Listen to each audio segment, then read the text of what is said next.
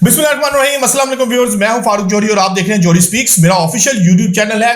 बहुत अहम तरीन खबरों को लेकर एक मरतबा फिर मैं आपकी खिदमत में हाजिर हुआ हूं। दुनिया में क्या हो रहा है, बहुत अहम तरीन खबरें और इनके इनसाइडर मैं आपको दूंगा। सबसे पहले मैं आपसे बात करूंगा कि अफगानिस्तान के हवाले से पाकिस्तानी मौकफ को तकवीयत पहुंचती हुई नजर आ रही है कि अफगानिस्तान दहशतगर्दों की महफूज सरजमीन बन चुका है। ऐसे में पाकिस्तान के अलावा एक अहम तरीन मुल्क ने अफगानिस्तान के अंदर कार्रवाई की है और एक अहम तरीन दहशतगर्दों के कमांडर को गिरफ्तार करके अपने साथ ले गए हैं। आज के व्लॉग में सबसे पहले मैं इस हवाले से आपके साथ बहुत अहम तरीन खबर शेयर करूंगा और यह भी बताऊंगा कि चीन ने 100 के करीब इंटरकॉन्टिनेंटल मिसाइल नस्ब कर दी हैं।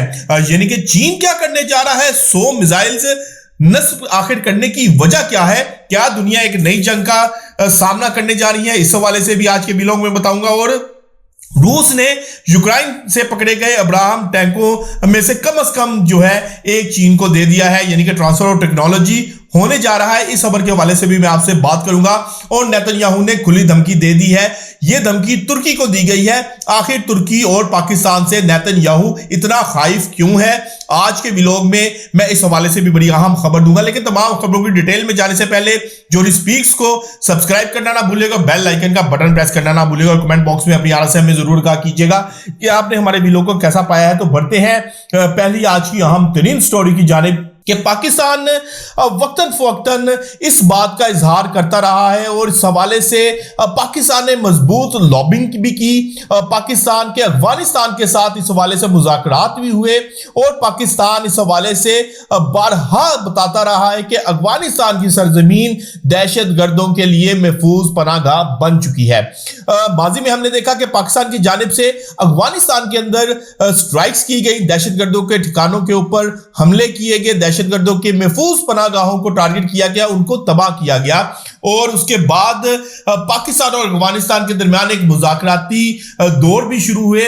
जो पहला दौर कतर में हुआ, उसके बाद तुर्की में हुआ, लेकिन इस तमाम मुज़ाकराती अमल में कोई नतीजा भी नहीं निकल सका।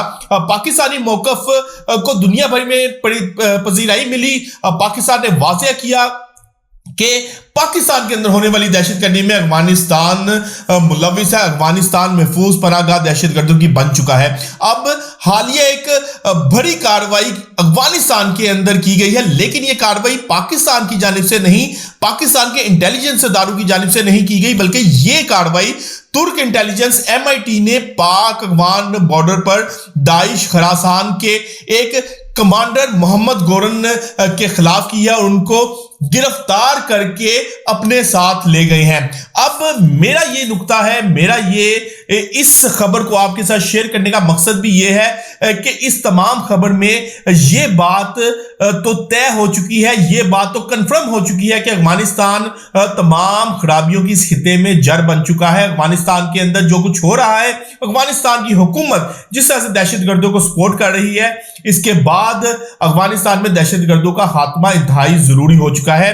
अब ये रूसी खबरसार इदारे अनादोलो ने सिक्योरिटी जराये के हवाले से बताया है कि तुर्की की कौमी इंटेलिजेंस सर्विस MIT ने नहायत मौसर और खुफिया कार्रवाई करते हुए मोहम्मद गुरैन को गिरफ्तार किया है और अपने साथ ले गए हैं। अब ना सिर्फ अफगानिस्तान पाकिस्तान के अंदर दहशतगर्दी कार्रवाइयों में मुलविस है, बल्कि इस तमाम तर जो पॉलिसी है अफगान हुकूमत की, उससे दूसरे मुमालिक भी अफेक्ट होते हुए नजर आ रहे हैं। यही वजह है कि तुर्की की जानिब से यह कामयाब कार्रवाई की गई है, इंटेलिजेंस बेसिस के ऊपर यह कार्रवाई की गई है और इसमें मोहम्मद गुरैन को गिरफ्तार करके तुर्क जो इंटेलिजेंस MIT है वो उनको अपने साथ ले गई है।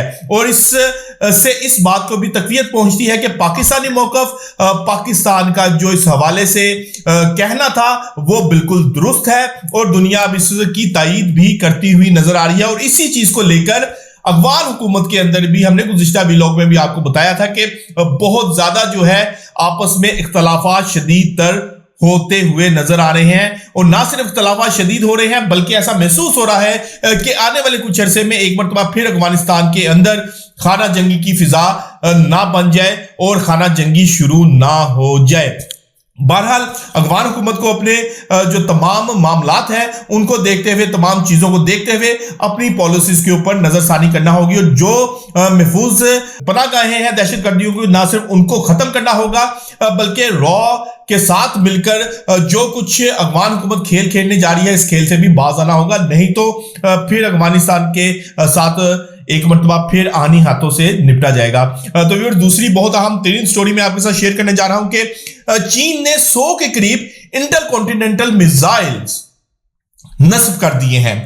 अब ये मिसाइल साइलोज में नस्ब किए गए हैं, ये पेंटागन ने रिपोर्ट दी है और पेंटागन ने इस हवाले से इंतहाई तशवीश का इजहार किया है क्योंकि ये इंटरकॉन्टिनेंटल बैलिस्टिक मिसाइल्स हैं। इसका मतलब ये है कि अमेरिका भी अब चीन के निशाने पर है और साइलोज में नस्ब करने का मकसद और मतलब ये है कि सिर्फ एक ऑर्डर पर ये मिसाइल जो है वो लॉन्च के लिए तैयार हो जाएंगे। क्या दुनिया एक मरतबा फिर एक बड़ी जंग में जो है वो सामना करने जा रही है क्योंकि चीन ने इस हवाले से बहुत वाज़ेह कर दिया है कि हम अपनी सालमियत के ऊपर किसी किस्म का समझौता नहीं करेंगे और अगर किसी ने हमारी सालमियत या फिर दूसरे मामलात के अंदर इंटरफेरेंस की तो उससे ताकत के साथ निपटा जाएगा। अब ये 100 के करीब मिसाइल्स नस्ब करने का मकसद भी है कि अमेरिका को वाज़ेह पैगाम दे दिया जाए, दूसरी सुपर पावर्स को वाज़ेह पैगाम दे दिया जाए कि चीन किसी सूरत भी खामोश नहीं बैठेगा अगर उनके साथ किसी किस्म की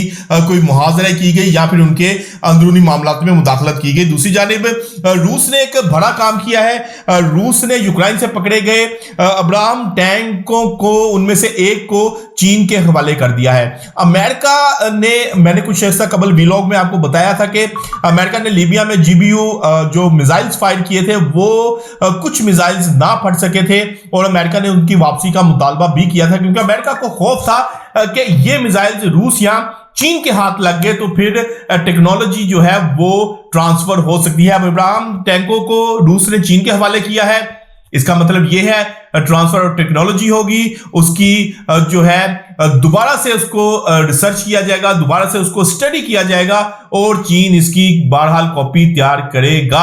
और लीबिया में जो GBU मिसाइल्स नहीं फट सके थे उसके हवाले से भी कहा जा रहा है कि वो भी रूस और चीन के हाथ लग चुके हैं। तो अमेरिका को सबसे ज्यादा खौफ, सबसे ज्यादा डर यही है कि उनकी टेक्नोलॉजी जो है वो ट्रांसफर ना हो जाए या उनकी टेक्नोलॉजी को कॉपी ना कर लिया जाए। अब आखिर में मैं आपको बहुत अहम तरीन खबर देने जा रहा हूं कि नेतन्याहू है, इस्राएली वजीर आजम है नेतन्याहू, जो कि खित्ते में कसाब बन चुका है और कसाब की सूरत में मुसलमानों का बेतहाशा खून बहा रहा है। उसने कि अपने बयान में कहा है कि जो लोग खिलाफत उस्मानिया को दोबारा जिंदा करना चाहते हैं तो वो सुन ले, इनके ख्वाब टूटने वाले हैं, मैं ऐसा हरगिज नहीं होने दूंगा। असल बात यह है कि मगरबी ताकतों को, इसराइल को असल जो खौफ है, असल जो खतरा है वो खिलाफत से है, वो खिलाफत उस्मानिया हो या फिर दूसरी तीसरी खिलाफत हो। असल खतरा उनको इन ममालिक से है जिनमें तुर्की, सऊदी अरब और दूसरे अरब ममालिक शामिल हैं। उनका ख्याल है बशमूल पाकिस्तान कि ये ममालिक जो है वो हमारे खिलाफ खतरा बन सकते हैं और तुर्की के हवाले से वो खासे तहफ़्फ़ुज़ात भी पाए जा रहे हैं और तुर्की के हवाले से कहा भी जा रहा है कि हम तुर्की में किसी किस्म की खिलाफत उस्मानिया को बर्दाश्त नहीं करेंगे और इसको नहीं बनने देंगे।